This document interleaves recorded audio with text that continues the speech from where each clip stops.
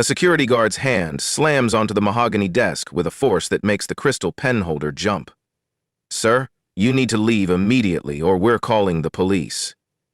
The camera pulls back to reveal Marcus Sterling, a 45-year-old black man in an impeccably tailored navy suit, standing with quiet dignity in the opulent lobby of Manhattan's most prestigious hotel, while three security guards form a threatening semicircle around him. His hotel reservation confirmation crumples slightly in his steady grip, but his expression remains calm, almost serene. "I'm not going anywhere," Marcus says, his voice carrying the weight of absolute certainty. "I have every right to be here." Little does anyone in that marble-floored lobby know that Marcus doesn't just belong there. He's about to own the conversation, the room, and everyone's misguided assumptions about power, privilege, and who really controls the game they think they're playing. What would you do if you were judged by your appearance before anyone bothered to learn your character? Let us know where you're watching from in the comments below. The Grandmont Hotel rises 37 stories above Fifth Avenue like a monument to American wealth and power. Its lobby gleams with Carrara marble, crystal chandeliers that cost more than most people's houses, and the kind of understated luxury that whispers rather than shouts. This is where senators broker deals, where Fortune 500 executives seal billion-dollar mergers, and where the truly powerful come to conduct business away from prying eyes. For over a century, the Grandmont has been Manhattan's most discreet sanctuary for America's elite. Marcus Sterling steps out of a black sedan at exactly 3:15 on a Tuesday afternoon, his phone buzzing with encrypted messages about tomorrow's acquisition announcement. At 45, he moves with the confident efficiency of someone who has learned to navigate boardrooms and hostile takeovers with equal skill. His assistant had specifically chosen the Grandmont for its reputation and privacy protocols, essential for a man about to announce a $2.8 billion deal that would reshape an entire industry.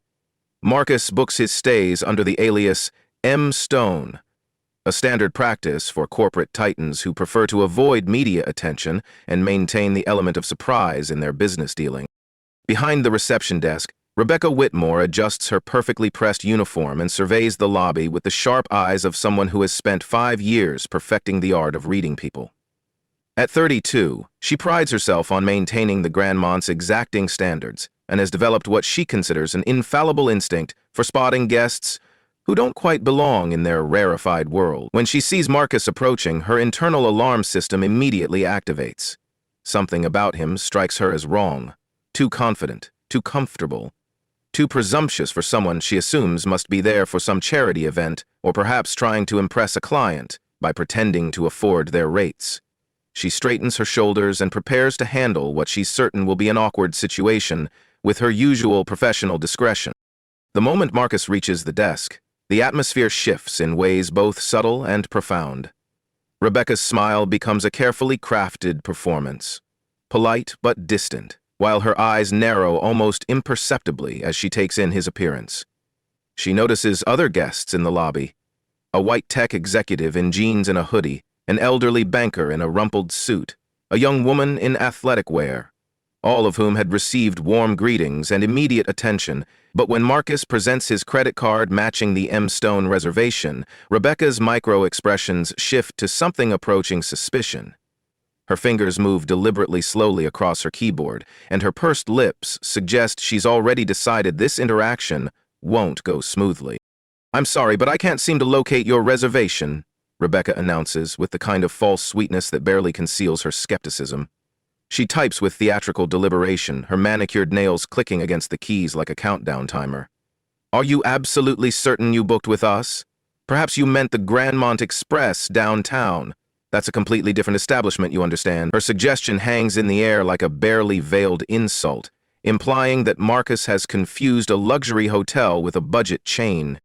Marcus maintains his professional composure, though something dangerous flickers behind his eyes. He produces his confirmation email printed on crisp white paper and slides it across the marble counter. "Confirmation number 77942-EB, he says calmly. "Reserved yesterday evening through your corporate booking system." His voice carries no hint of irritation, but there's an underlying steel that suggests he's not a man accustomed to having his word questioned. Rebecca examines the confirmation with the exaggerated scrutiny of a detective studying evidence from a crime scene. She holds it up to the light, checks the formatting, and even goes so far as to verify the hotel's letterhead, all while maintaining her performance of professional diligence. "This is unusual," she murmurs, loud enough for nearby guests to hear. "We've been having some issues with fraudulent bookings lately. Corporate has asked us to be extra careful." She glances meaningfully at Marcus, as if he's somehow responsible for the hotel's security concerns. "I'd like to speak with your supervisor," Marcus says, his tone still measured but carrying an unmistakable note of authority. He's dealt with enough corporate bureaucracy to recognize when someone is creating obstacles where none should exist. Rebecca's eyes light up with something approaching triumph. She's managed to escalate the situation without appearing unreasonable. She picks up her phone with obvious satisfaction and speaks in hushed, urgent tones to someone on the other end. "We have a situation at the front desk. Could you come down immediately? It's regarding our verification protocols." Within minutes, Janet Cole emerges from the back office, her supervisor's badge gleaming against her burgundy blazer. At 48, she's climbed the hospitality ladder through careful adherence to policy and an uncanny ability to spot potential problems before they escalate. She approaches the desk with the measured stride of someone who believes she's about to handle a delicate situation with professional expertise. "I understand we're having some difficulty with a reservation?" she asks, her voice carrying the practiced neutrality of someone who's diffused countless guest complaints. Marcus watches as Rebecca and Janet exchange meaningful glances, a silent communication that speaks volumes about their shared assumptions. He realizes he's no longer dealing with a simple booking error. This has become something far more insidious and infinitely more dangerous to their careers than they could possibly imagine. "Sir, I'm going to need you to step aside while we sort this out," announces Derek Mason, the hotel's security chief, his voice carrying the unmistakable authority of someone accustomed to being obeyed without question. At 41, Derek brings the imposing presence of his former police career to his current role, and he's learned to read situations through the lens of potential threats and necessary control. His arrival transforms the quiet reservation dispute into a full-scale security incident, complete with the kind of public spectacle that draws every eye in the lobby. Marcus finds himself surrounded by a triangle of authority figures: Rebecca with her clipboard of policies, Janet with her supervisor's badge, and Derek with his security radio crackling ominously.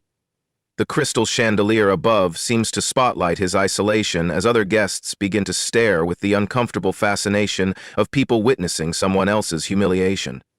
Sarah Wellington, a white tech executive nursing a martini at the lobby bar, discreetly reaches for her phone. James Rothschild, old money personified in his weathered suit, pauses his newspaper reading to observe the unfolding drama. Even Maria Santos, the housekeeping supervisor, stops her rounds to watch, with the knowing empathy of someone who has witnessed this particular kind of injustice before. "I need to see additional identification," Derek demands, his hand hovering near his radio in a gesture that suggests he's prepared to call for backup if necessary. "Driver's license, passport, and any corporate identification you might have." His tone implies that Marcus is already suspected of some unnamed crime, and every guest in the lobby can hear the suspicion dripping from his words. Marcus complies with quiet dignity, producing a leather wallet and methodically laying out his identification like evidence in his own defense. Rebecca seizes the moment to address the growing audience of onlookers. "We take security very seriously here at the Grand Mont," she announces with the practiced authority of someone who believes she's protecting the hotel's reputation. "We appreciate your patience during this verification process.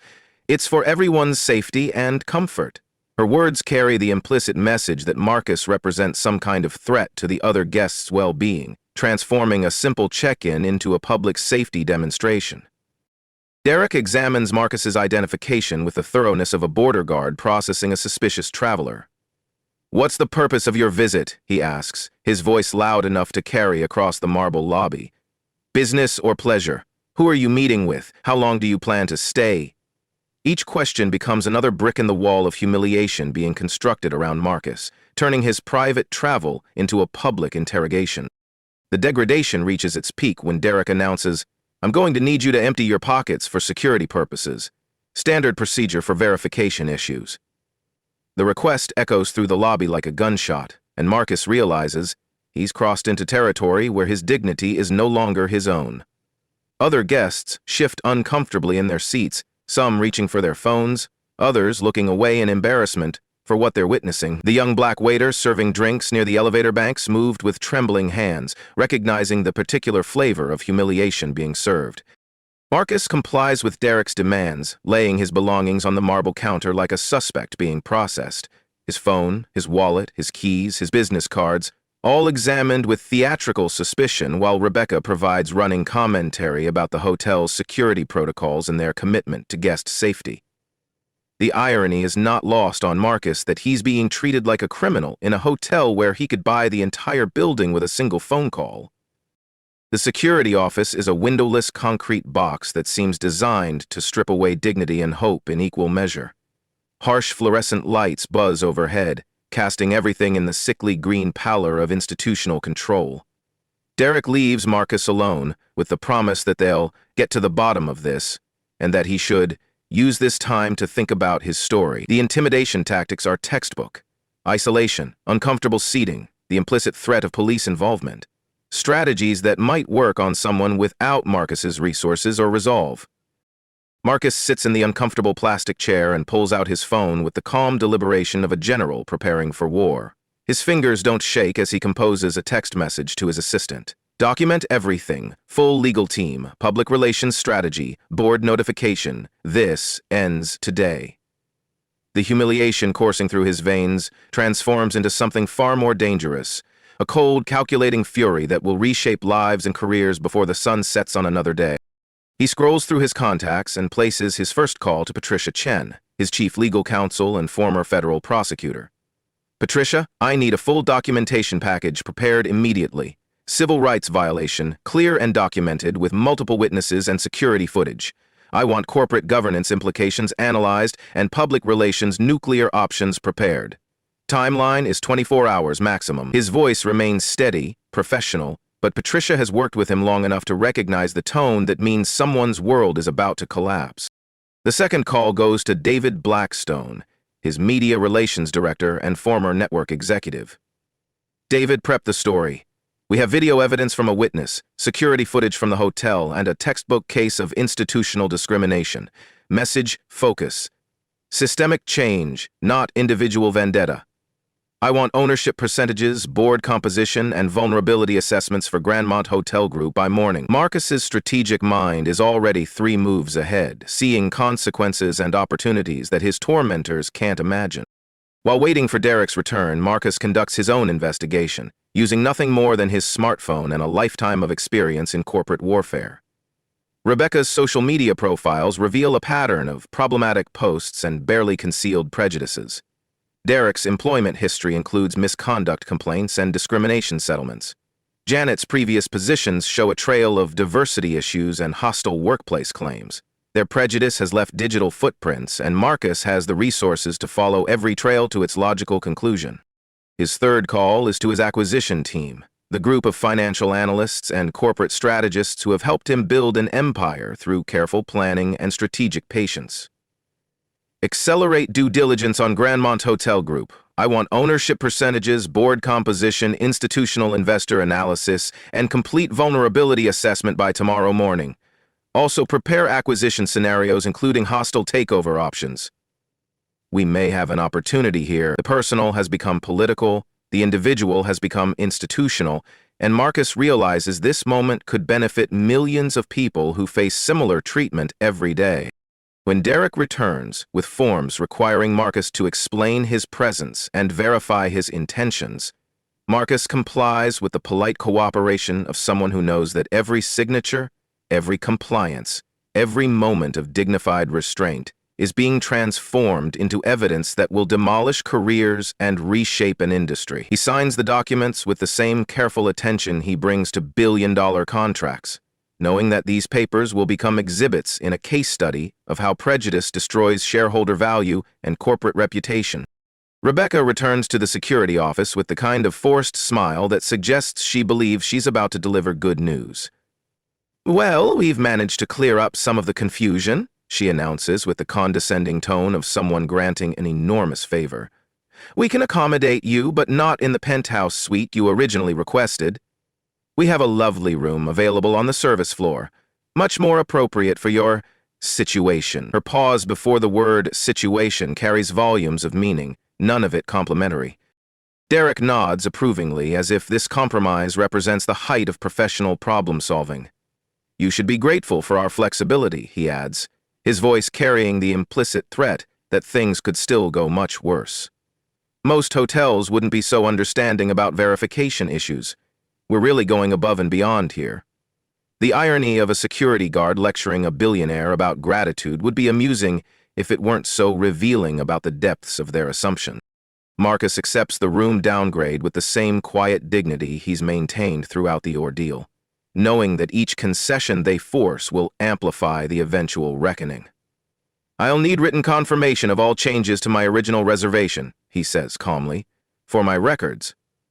His request for documentation seems reasonable, even routine, but it's actually the methodical construction of a legal paper trail that will serve as evidence of systematic discrimination.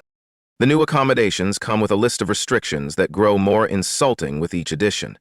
His key card will require special monitoring, his access to hotel amenities will be limited, until verification is complete, and he's strongly encouraged to pay in cash rather than credit to avoid future confusion. Each restriction becomes another data point in the discrimination case being built, one indignity at a time. Sarah Wellington approaches Marcus as he's finally allowed to leave the security office, her expression carrying the weight of someone who has witnessed an injustice and feels compelled to act. I recorded everything that happened, she says quietly, pressing a business card into his hand. If you need a witness, please don't hesitate to call me. What happened here was completely unacceptable. Her solidarity provides a crucial element that Marcus's legal team will need. Independent witness testimony from someone with no stake in the outcome. Maria Santos, the housekeeping supervisor, finds a moment to slip Marcus a handwritten note as he waits for his escort to the service elevator. I'm sorry about how they treated you, the note reads in careful script. I've worked here 8 years and I've never seen them treat anyone like that. If you need someone to tell the truth about what happened, you can find me. Her courage in the face of potential job loss speaks to the impact of witnessing systematic injustice.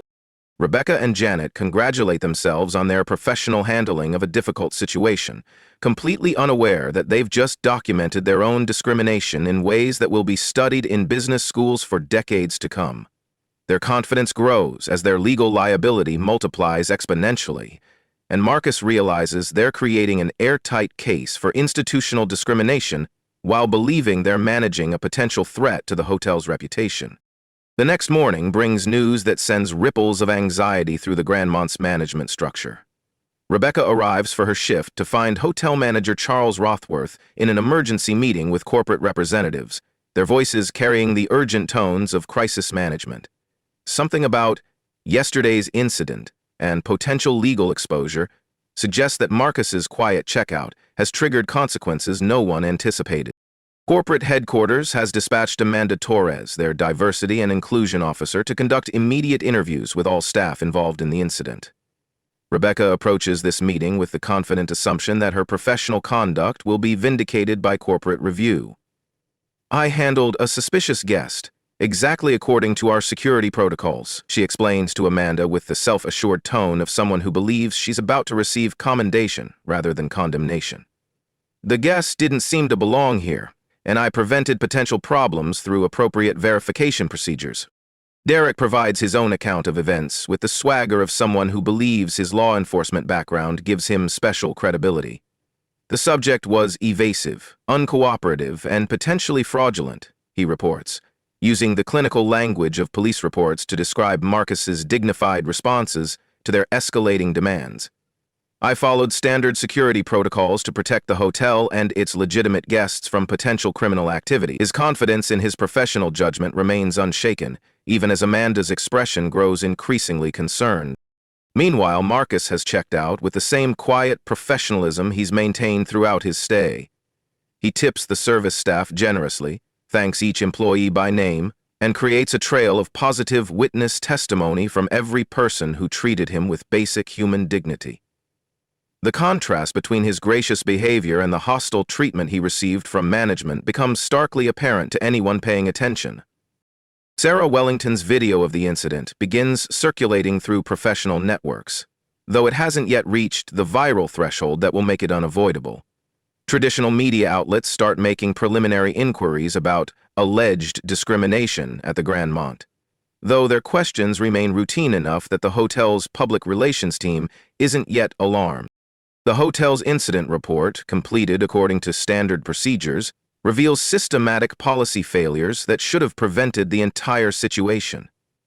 Amanda Torres discovers that the staff involved never actually contacted the booking system to verify Marcus's reservation, never consulted the corporate VIP list, and never followed the escalation protocols designed to prevent exactly this kind of embarrassing mistake. Corporate executives begin making concerned phone calls to Grand Mont's board members as rumors of discrimination begin affecting the hotel's reputation in subtle but measurable ways. Institutional investors start asking questions about diversity policies and risk management procedures. The hotel's stock price shows early signs of the volatility that will soon turn into a financial avalanche. Marcus's assistant begins strategically leaking information to business press contacts about a major announcement involving hospitality industry investments. Financial reporters, always hungry for insider information about potential mergers and acquisitions, begin investigating the connection between Marcus Sterling and the Grand Mont Hotel Group. The pieces of a much larger story start falling into place. The business press release lands like a bomb in the hospitality industry. Prominent CEO files discrimination lawsuit against luxury hotel chain. Marcus Sterling's name appears in headlines across major financial publications, accompanied by details of his treatment at the Grand Mont Hotel and his billion-dollar acquisition company's potential impact on the industry's future. Rebecca's world begins its catastrophic collapse the moment she searches Marcus Sterling on her phone. The man she dismissed as suspicious and not belonging stares back at her from the covers of Forbes and Fortune magazines. Photos show him at White House events, charity galas, and corporate boardrooms where deals worth more than her lifetime earnings are negotiated with handshakes and quiet conversations. The cognitive dissonance between her assumptions and reality creates a psychological fracture that will never fully heal. The Grand Mont Hotel Group's emergency board meeting convenes within hours of the story breaking. Legal departments across the hospitality industry begin calculating potential damages that could reach into the tens of millions. Public relations teams craft desperate damage control strategies, while diversity committees call crisis sessions to address the systematic failures that enabled this catastrophe. Derek's realization that he physically intimidated and detained a billionaire sends him into a panic spiral that will reshape the rest of his career. The man he treated like a common criminal controls more wealth than most small countries, and his law enforcement background makes him acutely aware of the federal civil rights violations he may have committed. His confident swagger evaporates as he begins to understand the magnitude of his mistake. Janet discovers that Marcus's charitable foundation has donated millions to the same causes she claims to support on her LinkedIn profile. The irony cuts deep. She participated in humiliating someone whose philanthropy has probably done more good in the world than her entire career. The disconnect between her self-position as a fair-minded professional and her actual behavior creates a crisis of identity that will require years of therapy to resolve. Public opinion begins to shift as the video evidence goes viral across multiple platforms. The hashtag Justice for Marcus starts trending as people share their own stories of discrimination and bias. Comment sections fill with similar experiences from people of color who have faced skepticism and hostility in settings where they had every right to be present and respected. The Grand Mont's board of directors demands immediate explanations from executive leadership. Institutional investors, particularly pension funds and socially responsible investment firms, begin questioning the company's diversity policies and risk management procedures. The hotel's reputation, built over more than a century of discreet service to the powerful, faces immediate and potentially permanent damage across multiple markets and demographics. Marcus issues a carefully crafted public statement that focuses on systematic change rather than personal revenge. His measured tone and focus on industry-wide reform rather than individual punishment gives him the moral high ground, while simultaneously applying maximum pressure for institutional transformation. His magnanimity in the face of humiliation makes his tormentor's behavior appear even more unprofessional and indefensible. The press conference that changes everything takes place in the crystal ballroom of a competing hotel, a location choice that sends its own message about Marcus's strategic thinking. As cameras roll and reporters lean forward with anticipation, Marcus Sterling reveals the full scope of his power and the devastating irony of his treatment at the Grandmont Hotel. Ladies and gentlemen, Marcus begins, his voice carrying the quiet authority of someone who has spent decades commanding boardrooms and reshaping industries. I am the Chief Executive Officer of Sterling Acquisition Group, and for the past 18 months, we have been conducting a comprehensive evaluation of the hospitality industry for potential acquisition targets. Our due diligence process includes anonymous quality assessments of service standards, corporate culture, and guest experience protocols. The revelation hits the assembled reporters like a thunderbolt.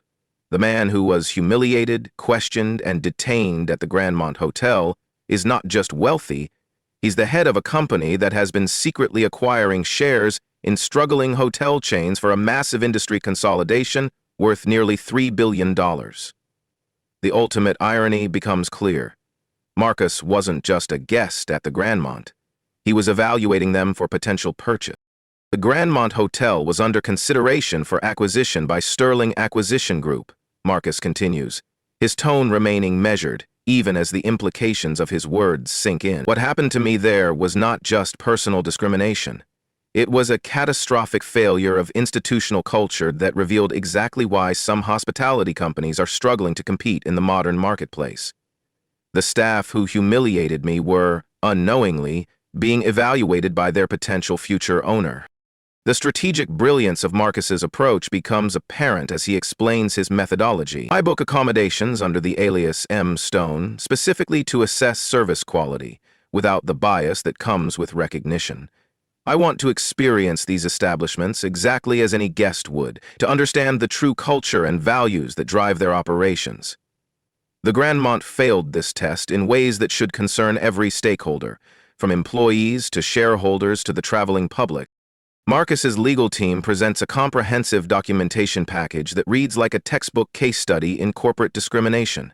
Security footage, witness testimony, documented policy violations, and a clear pattern of bias create an airtight case that will reshape how discrimination lawsuits are prosecuted in the hospitality industry. The evidence is so overwhelming that legal experts predict it will become required reading in civil rights law courses. The media strategy reveals Marcus's sophistication in handling crisis communications. Rather than seeking personal revenge, he frames the incident as a catalyst for industry-wide reform. His focus on systematic change, rather than individual punishment, gives him enormous moral authority while simultaneously applying maximum pressure for institutional transformation. Other hotel chains immediately begin reviewing their own policies, fearing similar exposure. The SEC investigation into Grandmont's discriminatory practices launches simultaneously with a civil rights lawsuit, creating a two-front war that threatens both the company's legal standing and its regulatory compliance. The combination of federal civil rights violations and potential securities law violations creates a legal nightmare that will consume the company's resources for years to come. The acquisition proceeds exactly as planned, but now Sterling Acquisition Group can purchase Grandmont Hotel Group at a significant discount due to the reputational damage and legal liability the discrimination incident created. Marcus has transformed his personal humiliation into a strategic business advantage through patience, documentation, and superior legal positioning.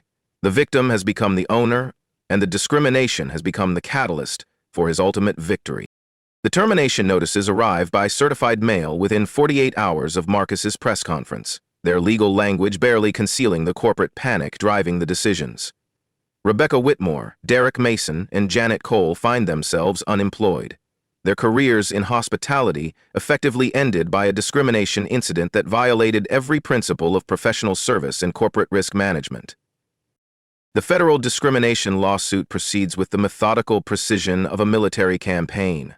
Marcus's legal team documenting systematic bias patterns that extend far beyond his individual experience.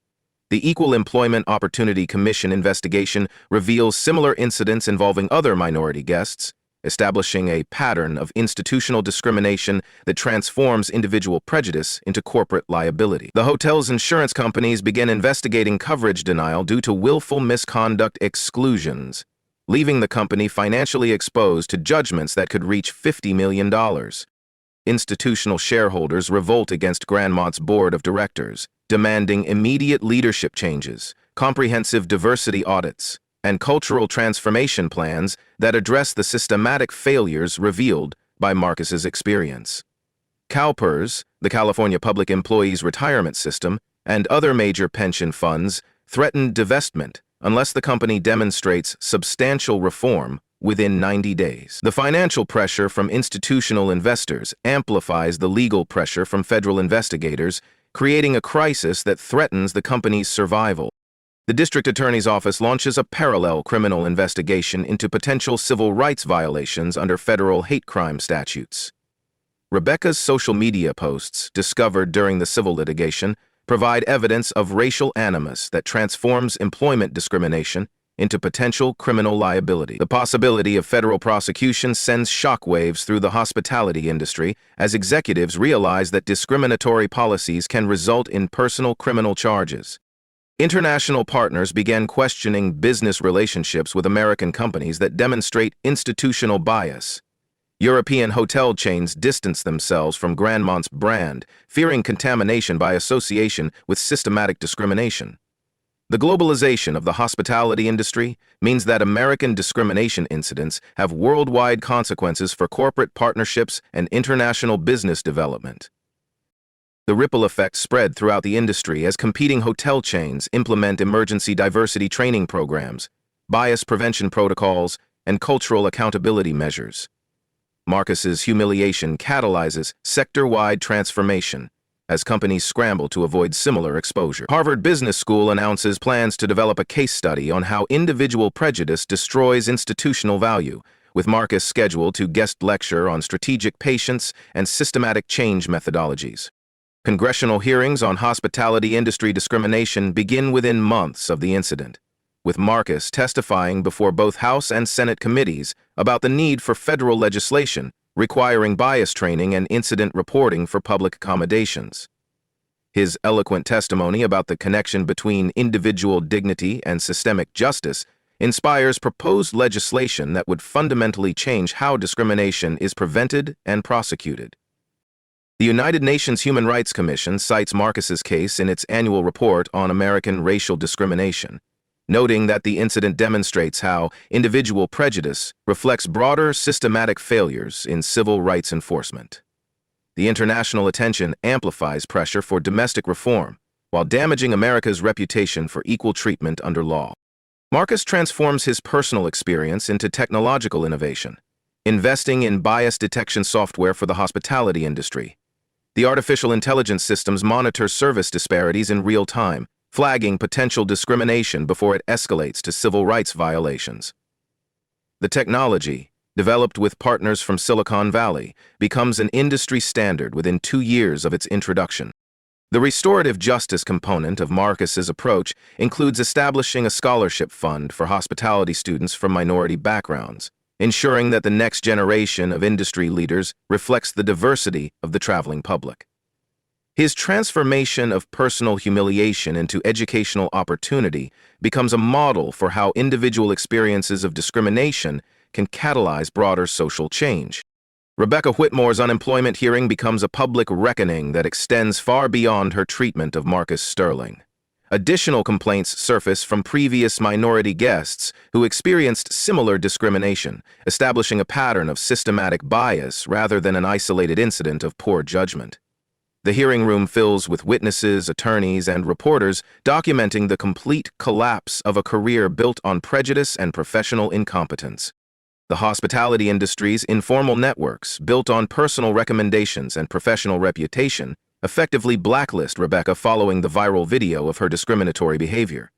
Her LinkedIn profile disappears overnight, professional references refuse to provide recommendations, and job applications go unanswered as potential employers recognize her as a liability rather than an asset. The career she spent years building evaporates in the time it takes for a story to trend on social media. Rebecca's attorney explains her potential criminal liability under federal civil rights statutes, noting that her social media posts demonstrate racial animus that elevates employment discrimination to hate crime status.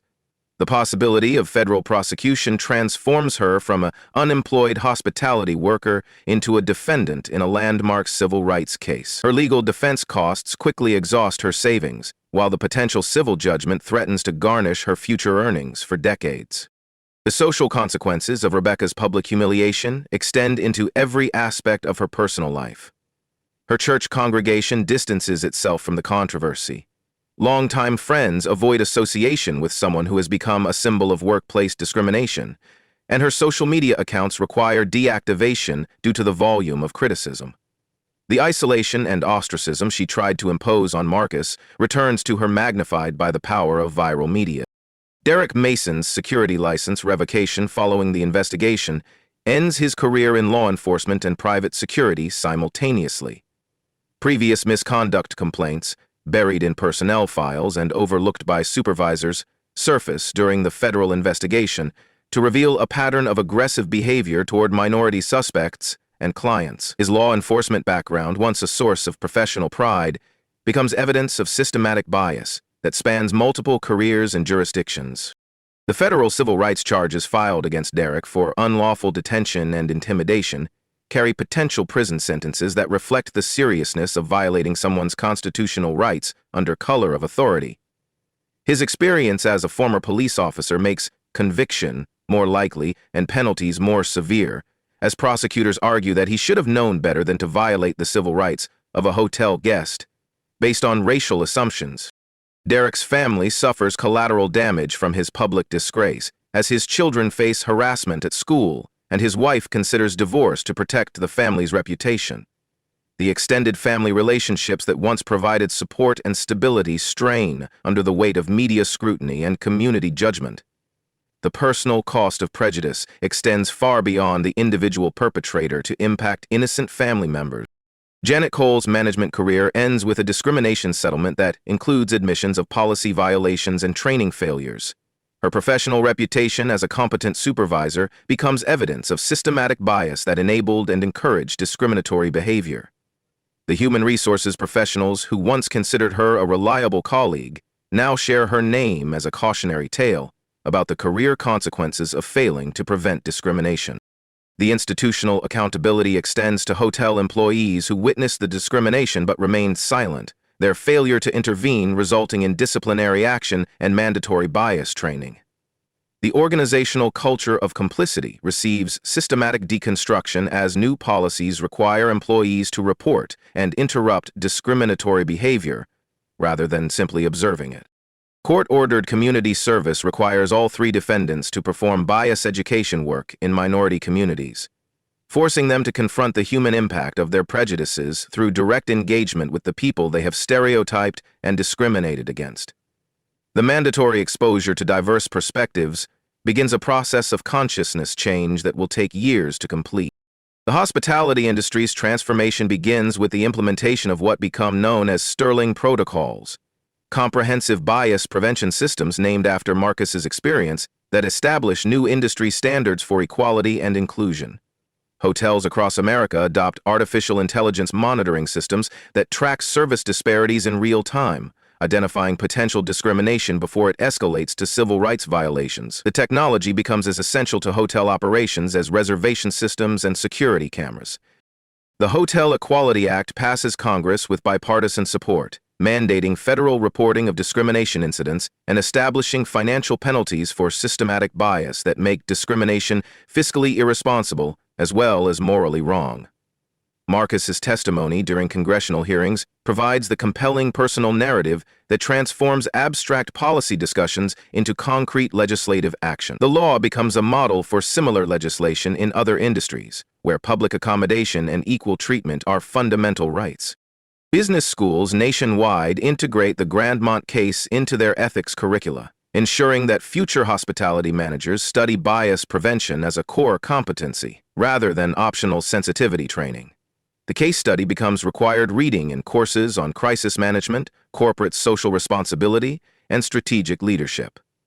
Marcus's guest lectures at Harvard, Wharton, and Stanford inspire a new generation of executives to prioritize equality as a business imperative. The technology innovation spawned by Marcus's experience revolutionizes how bias is detected and prevented across the service industry. The artificial intelligence systems developed by his investment partners analyze millions of customer interactions to identify patterns of discriminatory behavior, creating early warning systems that protect both customers and companies from the devastating consequences of systematic bias. The software becomes a standard component of hospitality management systems worldwide. Corporate governance standards evolve to include discrimination risk assessment as a fundamental component of executive compensation and board oversight. Hotels report diversity statistics alongside financial performance. Guest satisfaction surveys include equality measures, and bias incidents affect executive bonuses through accountability clauses that make prejudice personally expensive for leadership. The integration of social responsibility into corporate governance transforms how companies approach civil rights compliance. The cultural shift from tolerance to intolerance of bias becomes a generational transformation as young hospitality workers enter the industry with equality expectations their predecessors lacked. Training programs focus on unconscious bias recognition, cultural competency development, and inclusive service delivery.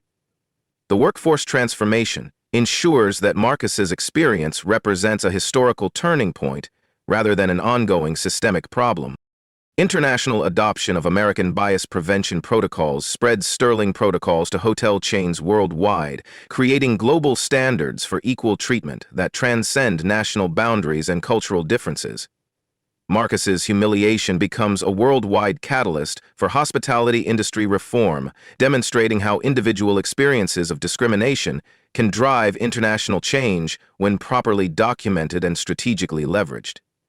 Academic research centers established at major universities study hospitality bias as a component of broader social justice initiatives, ensuring that the lessons learned from Marcus's experience continue to generate new insights and prevention strategies. The Sterling Institute for Hospitality Equality, funded by Marcus's foundation, trains future industry leaders in bias prevention and inclusive management practices.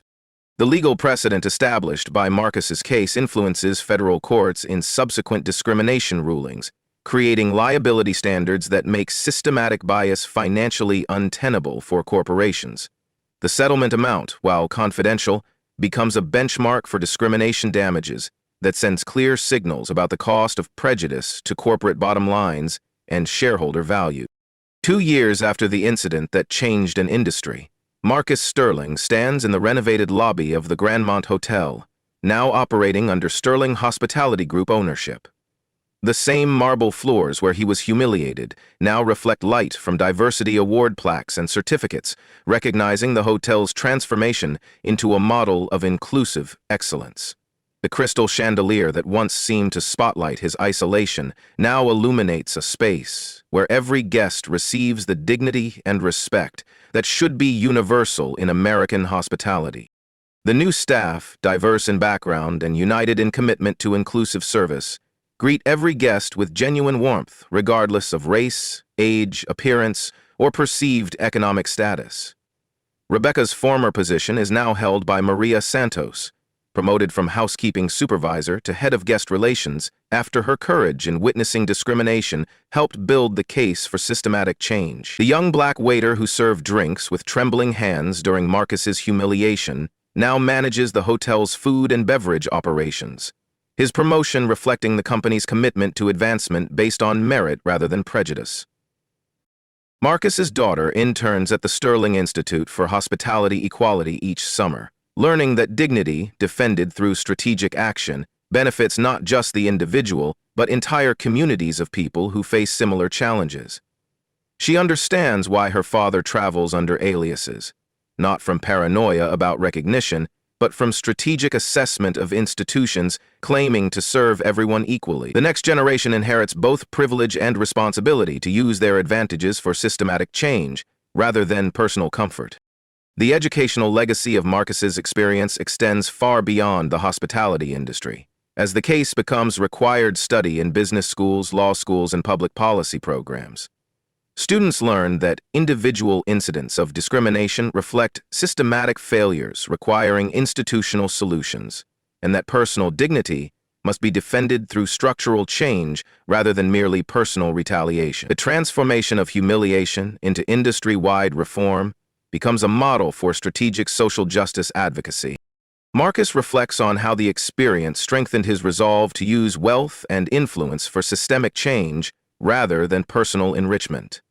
The Sterling Foundation's investments in minority business development, bias prevention education, and civil rights advocacy demonstrate that true power lies not in accumulating resources, but in transforming systems that perpetuate inequality. His philanthropy reflects lessons learned from his own experience of discrimination and the responsibility that comes with having resources to fight it.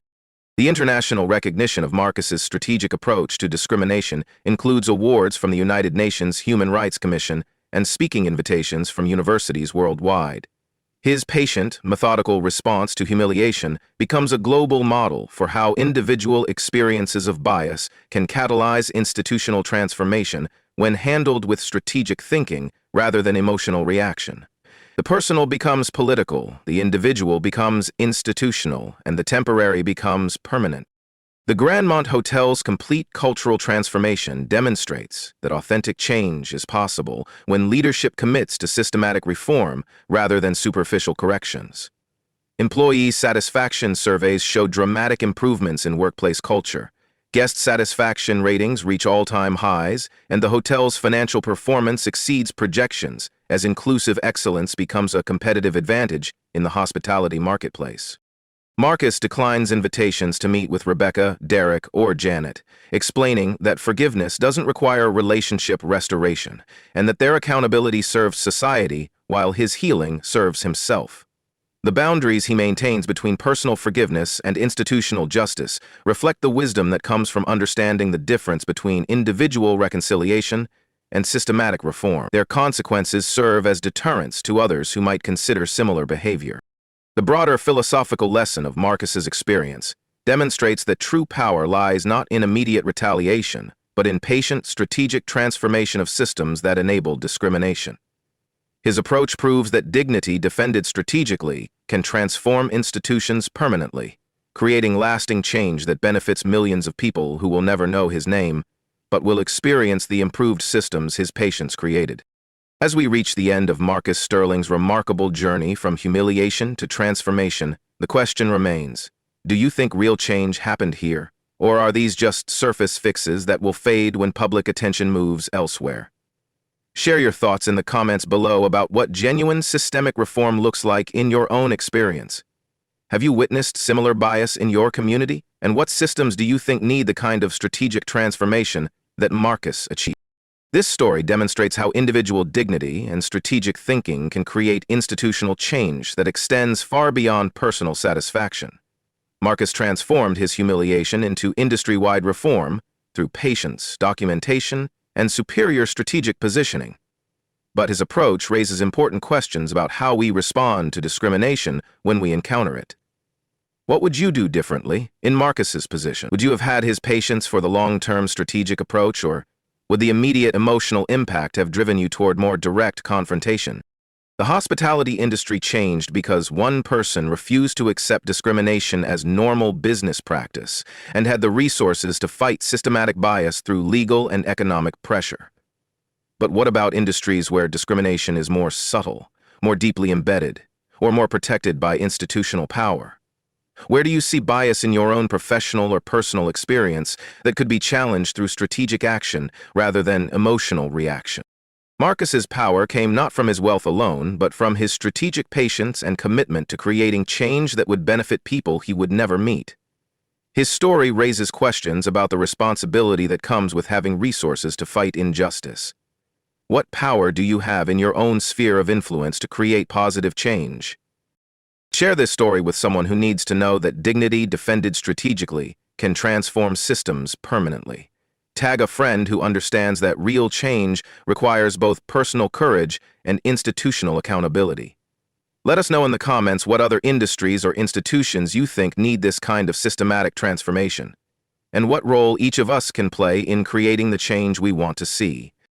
The lessons from Marcus's experience extend far beyond the hospitality industry to every area where people face discrimination based on assumptions about who belongs and who doesn't. His strategic approach proves that patience and planning can be more powerful than immediate anger, and that systematic change lasts longer than individual revenge. But this story also raises bigger questions about how we handle bias when it's more subtle than what Marcus experienced. What happens when discrimination comes disguised as policy, when bias hides behind bureaucracy, when prejudice masquerades as procedure? Our next story explores these questions through the experience of a retired federal judge who faces age discrimination in her own former courtroom, and the shocking way she turns the tables on lawyers who assume her best years are behind her. The methods may be different, but the message remains the same. Dignity defended, strategically transformed systems permanently. If stories of strategic justice and institutional transformation inspire you, make sure to subscribe and turn on notifications so you never miss how the powerless become powerful through patience, planning, and persistent pursuit of equality. The most important changes often happen quietly, methodically, and with the kind of strategic thinking that Marcus Sterling demonstrated throughout his journey from humiliation to victory. Dignity defended strategically transformed systems permanently.